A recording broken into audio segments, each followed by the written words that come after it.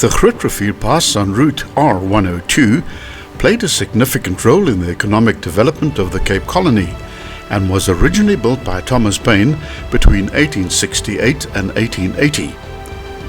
Together with its sister pass, the Blokrans Pass, they presented some highly technical problems to Bain, who had to contend with rock slides, mud, high rainfall, shale, unstable slopes, and the omnipresent baboons.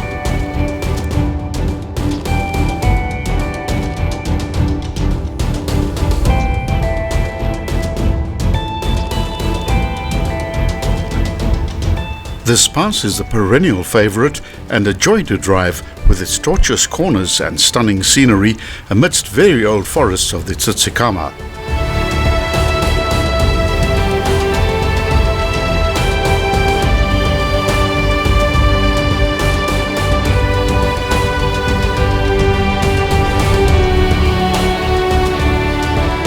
The pass starts at the western side of the coastal plateau at an altitude of 221 meters and roughly follows the contours of the seaward side of the Kloof, with its river mostly hidden by the dense forests, for a distance of just under 4 kilometers, as it levels out adjacent to the picturesque and sleepy holiday village of Nature's Valley.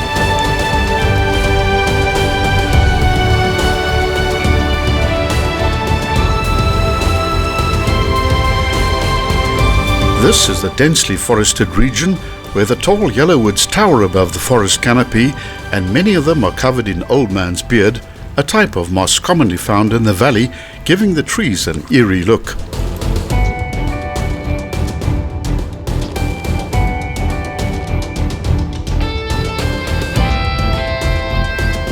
There are two places worth stopping along the descent, with the second one being the better of the two. There are lovely views down the ravine with glimpses of the Grootrivier estuary in the distance. Birdsong fills the air, and if you spend enough time waiting, it's not uncommon to see bushbuck and duiker. The road has been well maintained, unlike the adjacent Blokrans Pass, which is degraded badly and is closed to traffic on the Eastern Cape side. This is no doubt thanks to the fact that the pass provides the only access to Nature's Valley. At the second stop, there are some information boards. These have faded with time, but on closer inspection, this short poem by J.P. Rudd can be read. Ode to a Tree. As I lift mine eyes to the heavens above, for the silent wonder that sets me free, just to thank God for the miracle of God's creation, that is a tree.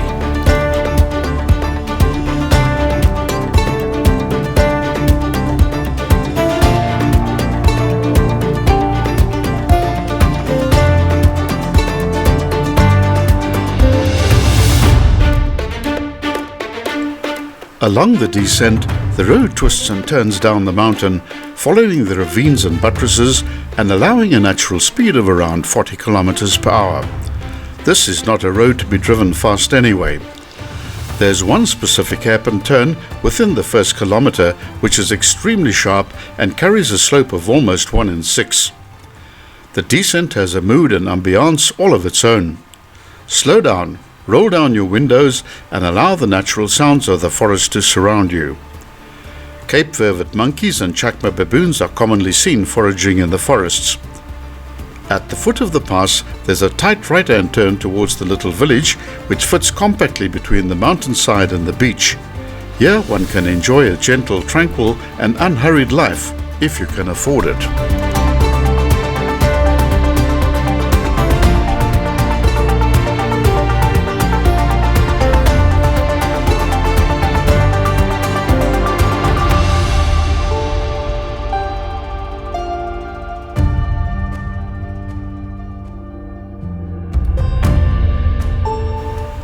Back in 1880, this lovely spot was chosen by Thomas Bain to temporarily house his convict labourers during the building of the pass.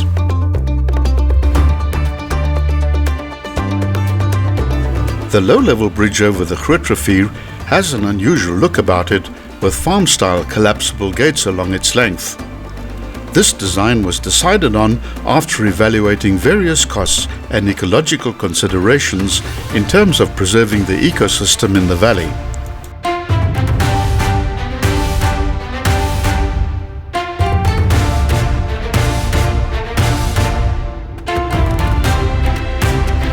The indigenous forests of this area boast Otter-Hiking yellowwoods, some over 800 years old, and the forest floors are soft underfoot, carpeted by mosses and ferns.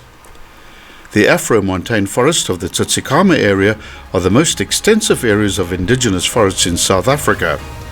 It is said that South Africa's forests have by far the highest tree richness of any of the world's temperate forests.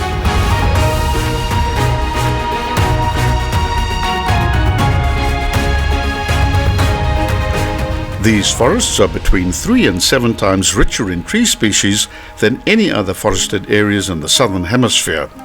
This is in spite of their relatively small area of just 0.25% of the country's landmass. The second half of the pass covers the eastern section, starting from the low-level bridge at an altitude of 18 meters over the Grootrivier and ending on the upper plateau at the eastern side of the valley at 240 meters. The original crossing of the river was over a drift of loosely packed stones. This goes back to about 1882.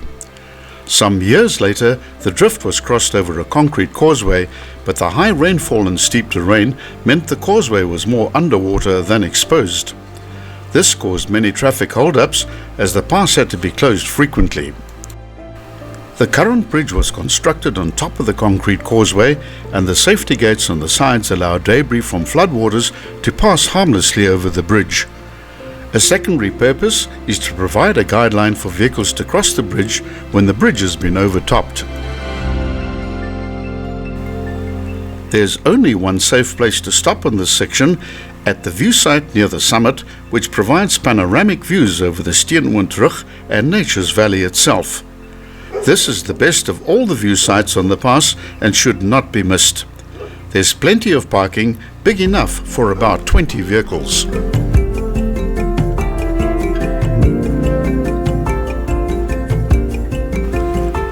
Flooding of the Grootrivier Valley has always been this pass's greatest problem.